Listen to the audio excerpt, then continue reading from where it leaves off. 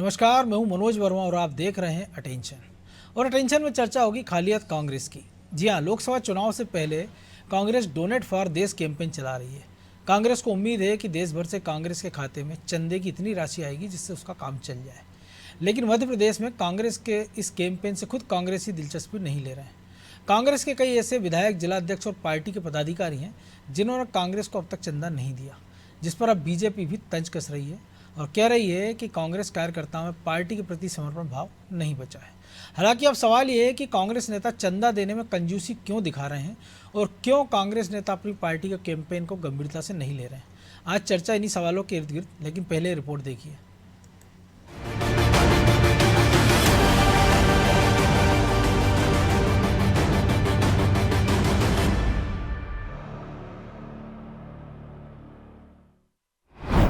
Donation में कांग्रेस नेताओं को ही नहीं दिलचस्पी, पार्टी के लिए चंदा देने में नेताओं ने दिखाई कंजूसी।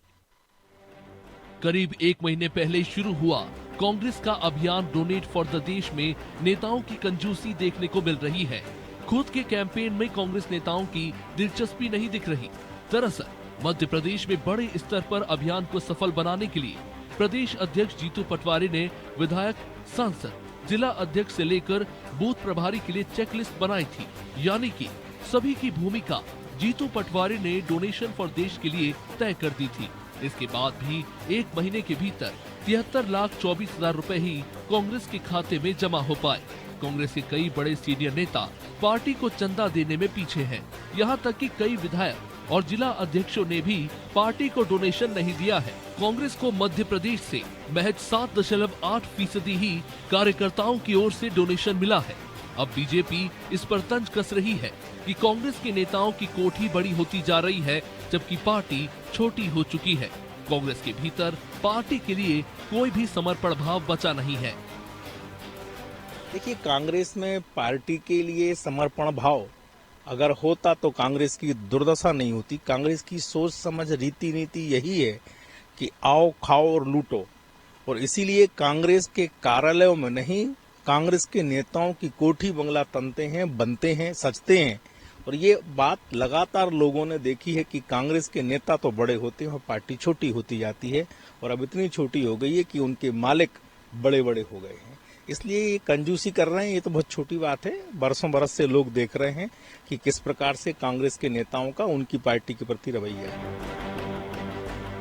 कांग्रेस ने सांसद, विधायक और महापौर समेत अन्य पदाधिकारी और कार्यकर्ताओं के लिए 1,38,000 से लेकर 138 रुपए न्यूनतम चंदा देना तय किया है। हालांकि अब डोनेशन की कमजोर स्थिति को लेकर कांग्रेस सेफ साइड तलाश रही है और बीजेपी के वार पर उसने पलटवार किया और कहा कि हम कार्यकर्ता और अपने नेताओं से डोनेशन ले रहे हैं, इसमें बीजेपी के पेट में दर्द क्यों हो रहा है। 1,30,000 के चंदे में यदि बीजेपी की निगाह है तो ये तो चंदा सम्राट है। इन्होंने तो पूरे देश में सबसे अधिक चंदा इकट्ठा किया है। तो वो करें तो पुण्य है, हम करें तो पाप है। हमारा तो कार्यकर्ता दे रहा है, हमको उद्योगपतियों से थोड़ी दे रहे हैं। डोनेशन में कांग्रेस नेताओं के कम योगदान से कई सवाल उठ रहे हैं कि लाखों कार्यकर्ता होने के बाद भी जब योगदान की बारी आई तो कांग्रेस के नेता पीछे क्यों हटते दिख रहे हैं। क्या अब नेता और कार्यकर्ता पार्टी के कैंपेन को गंभीरता से नहीं ले रहे? खैर, जो भी हो, लेकिन कांग्रेस के कैंपेन के साथ ही उसकी भी फजीयत उसके ही नेता करते दिख रहे हैं, जिस पर सियासत भी गरमा रही है। ब्यूरो रिपोर्ट, अनादि टीवी।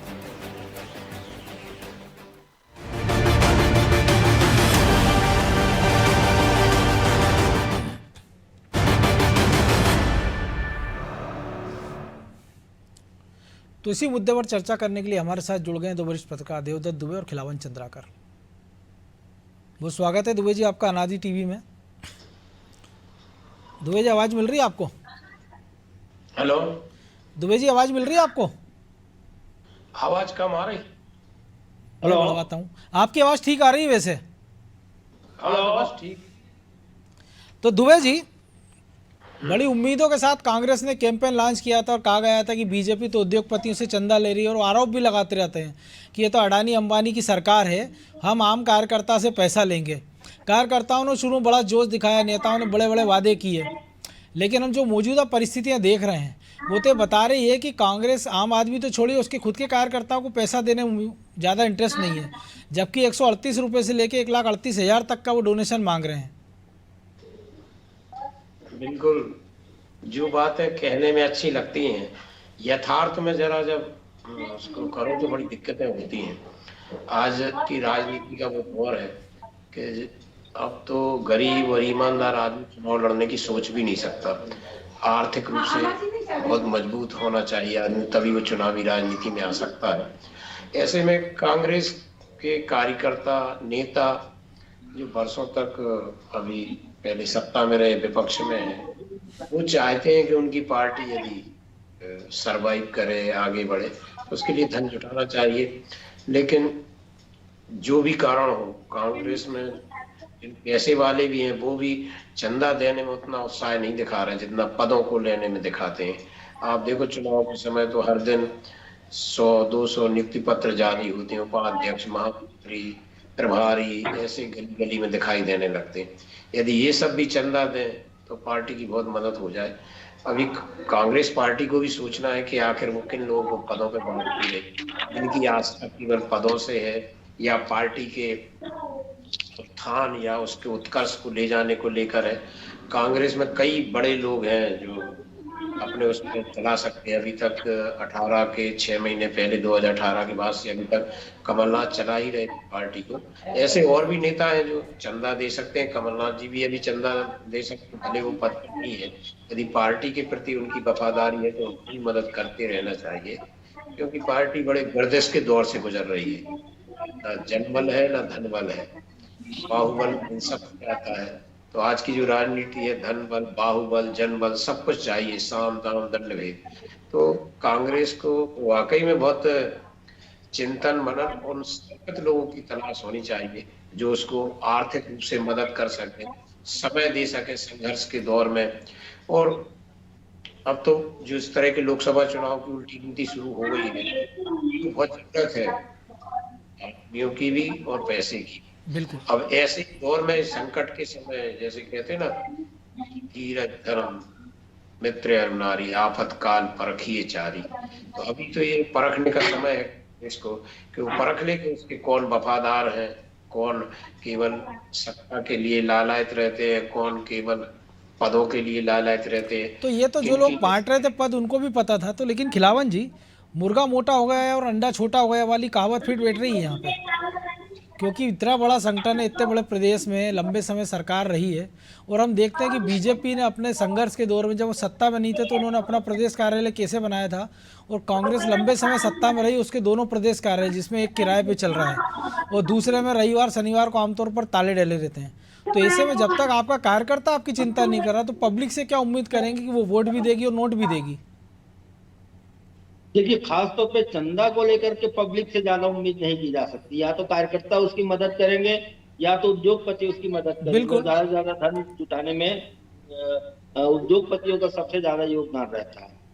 यदि मनोज जी हम पूरे देश के परिदृश्य को देखें तो भाजपा के बाद आम आदमी पार्टी, फिर सपा, फिर बसपा, इसके बाद चौथे नंबर पर, पांचवें नंबर पर लगभग कांग्रेस का चंदा संग्रहण की स्थिति बनी हुई है। लेकिन जिस तरह से भाजपा व्यापक स्तर पर पूरे देश में है, देश के प्राय सभी प्रांतों में उनकी संगठन है, उनकी संगठन की गतिविधियां चलती है, वैसा ही लगभग कांग्रेस का भी है। कांग्रेस के प्राय हर प्रांत में संगठन है और हर प्रांत में कोई न कोई और जबकि कांग्रेस, बीजेपी तो दक्षिण भारत में है नहीं, कांग्रेस की वहाँ 2 राज्यों में अब सरकार है, तो सरकार भी है, और तो एक में वो गठबंधन सहयोगी है तमिलनाडु में।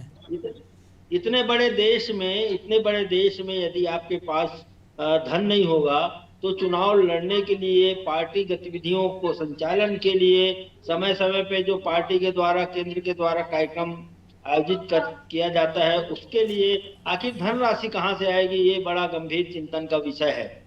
और जहां तक मध्य प्रदेश का सवाल है, तो आपने देखा होगा मध्य प्रदेश में जब कांग्रेस में धन संग्रह को लेकर संक्रमण काल था, और केंद्र के पास भी ज्यादा उतना धन संसाधन नहीं थे, तब मध्य प्रदेश में कमलनाथ जैसा एक उद्योगपति यहाँ प्रदेश भाजपा कांग्रेस अध्यक्ष बन के आया और उसने पूरे पूरे 5 साल से भी ज्यादा 5.5 साल लगभग प्रदेश को चलाया और अपने खुद के व्यय से वो प्रदेश में कांग्रेस को चलाया जी।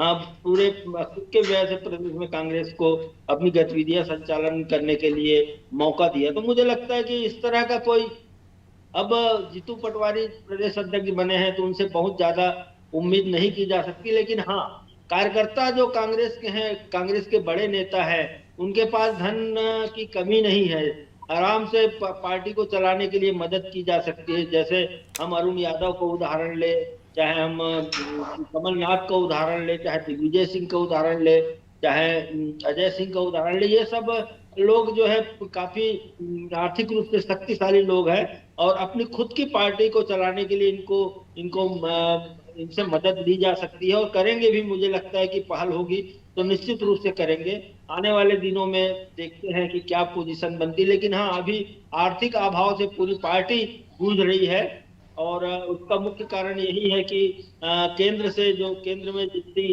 धनराशि इकट्ठा होना चाहिए या प्रदेश में जितनी धनराशि चंदे से इकट्ठा होना चाहिए उतनी नहीं हो पा रही है जी। लेकिन दुबे जी, आपको नहीं लगता कि एक तरफ तो कांग्रेस जो है वो पानी पी कर उद्योगपतियों को कोसती है, हो सकता है कई मुद्दों पे असहमति हो, लेकिन बीजेपी से कई बात वो कहते हैं, लेकिन सीखना भी चाहिए क्योंकि वो हमने देखा आजीवन समर्पण निधि कार्यक्रम बीजेपी चलाती है जिसमें एक टारगेट दिया जाता है। भोपाल जैसे शहर को वो कहते हैं कि 2 करोड़ का चंदा चाहिए, इंदौर को 2 करोड़ का टारगेट देते हैं और उसका 70-80% वो पूरा भी कर लेते हैं। ऐसे पूरे प्रदेश से हर साल वो करोड़ रुपए का इकट्ठा चंदा करते हैं जो पार्टी के रोज़मर्रा के काम चलाने में आता है। उनका अपना प्रदेश कार्यालय आप देख लीजिए भव्य स्तर पर बन रहा है, कई राज्यों में बन चुका है। जिला स्तर पर वो कार्यालय बना रहे हैं, उसमें दुकान की व्यवस्था कर रहे हैं, ऑडिटोरियम की, ताकि पार्टी के रोज़ के खर्चों के लिए उसको न किसी उद्योगपति का मोहताज होना पड़े, ना चंदे का मोहताज होना पड़े। कांग्रेस तो इतने साल लंबे समय सत्ता में रही, तो जो मैंने खिलावन जी से भी कहा था कि मुर्गे मोटे होते गए और अंडे छोटे हो गए, ताली स्थिति हो गई कांग्रेस में कि नेता सारे सक्षम हो गए लेकिन पार्टी गरीब हो गई है। बिल्कुल, और सबको सत्ता का दूध चाहिए लेकिन उसको कोई चारा नहीं खिलाना चाहता है। उसके लिए जब मौका आता तो बोले जंगल में छोड़ दो। देखिए, जब मिसमैनेजमेंट होता है और जब अच्छे दिनों में फील गुड में रहते हैं, जब कोई प्लानिंग नहीं होती है, तब यही हश्र होता है। और मुझे लगता है कांग्रेस का हश्र देखकर भाजपा प्लानिंग कर रही होगी या सबक सीख के वो सब योजना कर रही है। उसने बहुत पहले से ही योजनाएं बनानी शुरू कर दी थी, जिलों में अच्छे भव्य कार्यालय, प्रदेश में भव्य कार्य, वो एक प्लानिंग के तहत काम कर रहे हैं कार्यकर्ताओं को जोड़ने का। आप देखिए कि अभी जैसे उनको लग रहा है कि हम लोकसभा जीतेंगे, एक माहौल है, विधानसभा चुनाव के बाद उत्साह है, राम मंदिर को लेकर एक माहौल, हिंदुत्व का उभार है। लेकिन आप देखें, अभी जब हम और आप चर्चा कर रहे थे, दिल्ली में 29 लोकसभा क्षेत्रों पर 7 क्लस्टरों की चर्चा संपन्न हुई है। वो अभी से वो वोट परसेंटेज बढ़ाने की बात कर रहे हैं कि 58 थी 68 ले जाना। तो एक प्लानिंग होती है और ये सब प्लानिंग सफल हो जाती सत्ता के समय आसानी। लेकिन आप देखिए, वो 2 हारी सीटों पे पहले से काम कर रहे हैं और एक हारी छिंदवाड़ा को उन्होंने कई केंद्रीय मंत्री 5 साल से लगा रखे। बिल्कुल, और कांग्रेस जब शिखर पर थी तब उसके नेताओं ऐसी कोई व्यवस्था नहीं उनने की, ऐसी कोई प्लानिंग करने वाले नहीं थे, सब फील गुड में रहे आए और धीरे धीरे कब जनाधार खिसकता गया कि सुनने पे आ गई पार्टी बिल्कुल एक तरह से, और उसको बहुत संकट का सामना करना पड़ रहा है। भाजपा ये समझ गई, जैसे आप देखें 2018 वो सरकार से चूके एंड के एंड पकड़ वो सत्ता में आए और तभी से वो जीत के लिए प्रयास करते रहे कि कैसे हमें जीतना है, कैसे वापस आना है। तो ये प्लानिंग होती दीर्घकालिक। कई हम आम जीवन में भी देखते, कई लोगों के जब अच्छे दिन चलते हैं तो घूमते फिरते मौज मस्ती में उड़ा देते हैं और जब बुढ़ापा आता है तब पछतावा होता है कि अरे हमने उस समय बचत नहीं की, प्लानिंग नहीं की। ऐसा कई जगह होता है। तो यही राजनीतिक दलों का है जो समय पे प्लानिंग ना कर पाए या भविष्य की योजना हो, कि चाहे वो कार्यकर्ताओं की दृष्टि से हो, मतदाताओं की दृष्टि से हो या धनबल की, हर चीज की दृष्टि से जो प्लानिंग करेगा, मुझे लगता है कि उसको ऐसा पछतावा नहीं होना पड़ेगा, ऐसा दुर्दिन नहीं देखने पड़ेंगे। आज की राजनीति वैसी नहीं रही जो पहले थी। पहले तो लोग चंदा करके ही चुनाव जीत जाते थे, कोई खर्चे नहीं होते थे। मैंने शुरुआत में कहा था। बिल्कुल आज बिल्कुल, के हमने कई नेता अभी देखे हैं, इस दौर में भी देखे हैं। जी हमने कई नेता देखे हैं अपने दौर में, उस दौर के भी, इस दौर के भी, जो आज भी चंदे से काम चला लेते हैं। बिल्कुल। अरे उनके कार्यकर्ता, उनके समर्थक उनका चुनाव लड़ते, ना खर्चा भी नहीं होता था मनोज जी। पहले लोग निःशुल्क एक तरह से अपना समय दे के बूथ पर एजेंट बनते थे। अब हर चुनाव लड़ने वाला बूथ पर पहले कोई 2000 कोई 5000 उस बैठने वाले को पैसे भेजता है। लेकिन बूथ अब की वो व्यवस्था वो कार्यकर्ता भी देख रहा है ना कि जो नेताजी स्कूटर साइकिल पे चंदा मांग के चुनाव लड़ते थे और 1 साल के होते होते वो लग्जरी गाड़ियों घूमने लग जाता है, हवाई जहाज में दौरे करने लग जाता है। अभी हमने एक विधायक देखा है जो तीसरी पार्टी से जीते हैं, जिन्होंने कहा था पैसे नहीं, मोटरसाइकिल से वो भोपाल आते हैं और उनकी पिक्चर खुद ही के उनके सोशल मीडिया अकाउंट पर वायरल है कि जिसमें हवाई जहाज की वो यात्राएं कर रहे हैं चुनाव जीतने के पहले, लग्जरी गाड़ियों के साथ वो दिखाई दे रहे हैं। बिल्कुल आपने सही ध्यान आकृष्ट किया। आज की राजनीति में पाखंड बढ़ गया है, दिखावे की चीजें बहुत होती हैं कि हम आम आदमी लेकिन दुबे जी, ऐसे, ये वैसे। इसके बावजूद अगर 138 रुपए की नॉमिनल राशि आप मांग रहे हैं कि कम से कम 138 और ज़्यादा से ज़्यादा 1,38,000, तो क्या कांग्रेस के इतने दिन आ गए हैं कि 138 रुपये भी नहीं दे सकती, या कार्यकर्ताओं को भरोसा नहीं? क्योंकि अभी मिलिंद देवड़ा जिन्होंने पार्टी छोड़ी है, 20 दिन पहले उनको सह कोषाध्यक्ष बना देते हैं, वो 20 दिन बाद वो पार्टी छोड़ देते हैं।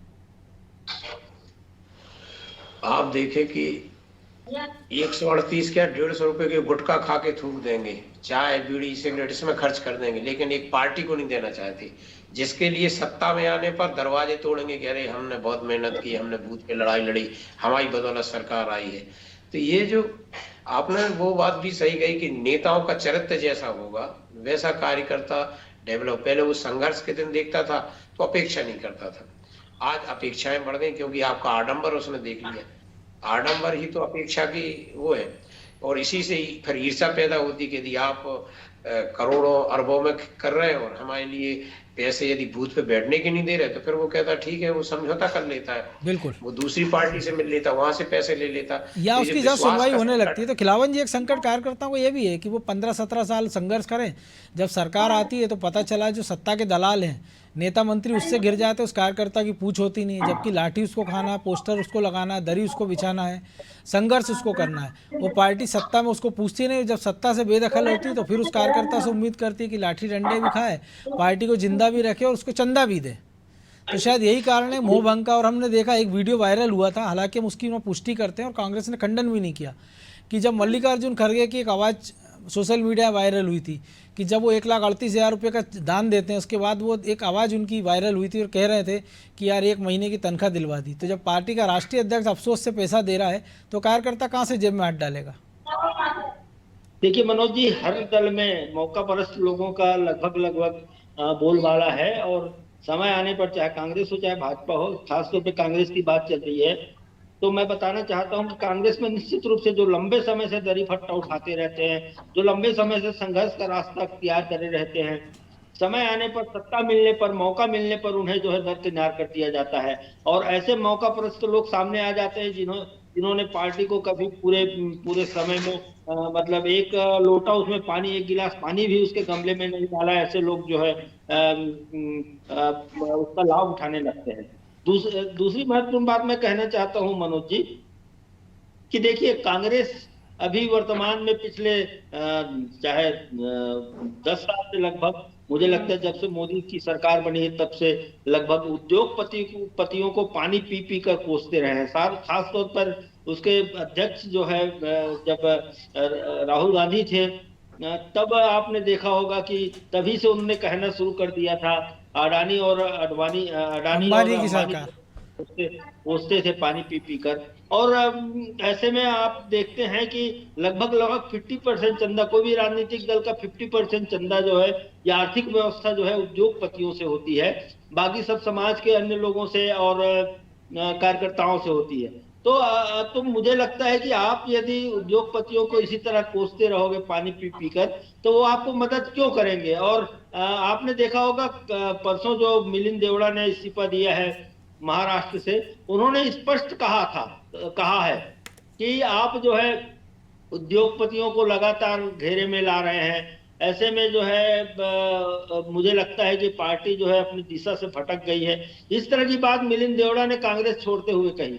तो कुल मिलाकर मेरा यह कहना है कि आप यदि पानी पी पी कर उद्योगपतियों को और औद्योगिक घरानों को कोसते रहेंगे तो मुझे लगता है कि आपको आर्थिक मदद करने वालों की संख्या जो है लगातार कम होती जाएगी, और लगातार कम होती जाएगी तो मुझे लगता है कि निश्चित रूप से आपको चुनाव लड़ने के लिए, अपनी पार्टी गतिविधियों को संचालन के लिए, अपने पार्टी के प्रदेश कार्यालय के संचालन के लिए, वेतन भत्ते और अन्य खर्चों के लिए आपको जो है अभाव का झेलना पड़ेगी।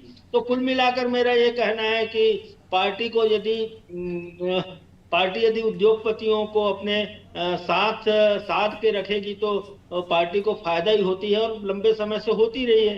क्योंकि मैं फिर बताना चाहता हूं कि 50% जो डोनेशन पार्टियों को मिलती है वो उद्योगपतियों से मिलती है। ऐसी और कांग्रेस का स्वतंत्र इतिहास में हम कई उद्योगपतियों का जिक्र देखते, सुनते, पढ़ते भी आए हैं कि जिन्होंने कांग्रेस को चलाने में मदद की है। जी जी जी, लंबे समय से होता रहा है। कांग्रेस पार्टी आज जो जिस पोजीशन में है, या लंबे समय से देश में सत्ता में रही है, तो मुझे लगता है उसका मुख्य कारण भी यही है कि उद्योगपति लगातार उनको आर्थिक मदद करते रहे हैं। और यदि पार्टी का रुख पानी पी पी कर कोसने की नहीं होती तो मुझे लगता है कि आज भी उद्योगपति उनको चाहे सरकार किसी की रहे, पिछले दरवाजे से भी मदद करने में कोई कोताही नहीं बरतते हैं, और निश्चित रूप से मदद करते हैं। जी, लेकिन सवाल तो वही है ना कि मदद तो करते हैं, लेकिन जब कांग्रेस किसी की मदद नहीं करेगी, ना कार्यकर्ताओं की, ना आम लोगों की, तो ना वोट मिल रहा है, ना नोट मिल रहा है। इसके लिए जवाबदारी किसकी है? निश्चित रूप से पार्टी प्रबंधन की है। पार्टी को इस तरह से प्रबंधन करना चाहिए कि वोट भी मिले, नोट भी मिले, कार्यकर्ताओं से और आम जनता से भी नोट मिले और वोट भी मिले। तो ये दोनों बातों के लिए एक मुझे लगता है सम्यक दृष्टि से एक प्लानिंग करना चाहिए। तभी जो है आर्थिक का अभाव जो झेल रही है कांग्रेस पार्टी लगातार, तो उससे बचा जा सकता है, और उससे निपटने का एकमात्र साधन ये हो सकता है। बिल्कुल एकमात्र साधन हो सकता है, लेकिन इकलौता साधन भी नहीं है, क्योंकि कांग्रेस को और भी कुछ उपाय करना होंगे। बहरहाल अब समय की कमी है। चर्चा को विराम देना होगा। बहुत धन्यवाद खिलावन जी, दुबे जी। तो निश्चित तौर पर कांग्रेस के साथ बड़ा संकट है, हाथ भी खाली और जेब भी खाली है, और एक कहावत भी है कि भूखे पेट भजन ना होए। लेकिन सबसे बड़ा सवाल ये है कि कांग्रेस करे तो क्या करे, क्योंकि हम देखते हैं कि जब राम मंदिर में उद्घाटन से उनको परहेज है, लेकिन उसी राम मंदिर के लिए वो जब चंदा देते हैं तो बड़े बड़े चेक के साथ फोटो उनके जो ट्विटर पर डलते हैं, एक्स पर जिसका नाम बदल गया, सोशल मीडिया पे वायरल करते हैं। नेता हमने देखता गली मोहल्ले में घूमते हैं और राम मंदिर के लिए चंदा जुटाने हुए ये कहते हैं कि हम सबसे बड़े हिंदू हैं। लेकिन जब पार्टी के लिए चंदा जुटाने की बात आ जाती है तो सोशल मीडिया से लेकर तमाम सारे प्लेटफॉर्म देख लीजिए, इक्का दुक्का कांग्रेसी नेता मिलेंगे जिन्होंने तस्वीरें वायरल की, देखिए हमने कांग्रेस के लिए कुछ किया है। तो सवाल ये है कि क्या कांग्रेस जब तक कार्यकर्ताओं के लिए कुछ नहीं करेगी, नेताओं की पार्टी बनी रहेगी, तब तक कार्यकर्ता भी उसकी चिंता क्यों करेगा? और उसको देखते हुए कांग्रेस को भी चिंता से ज़्यादा चिंतन करना चाहिए कि नौबत ऐसी क्यों आई है। अटेंशन में आज इतना ही। मुझे दीजिए इजाज़त, और आप देखते रहिए अनादि टीवी। नमस्कार।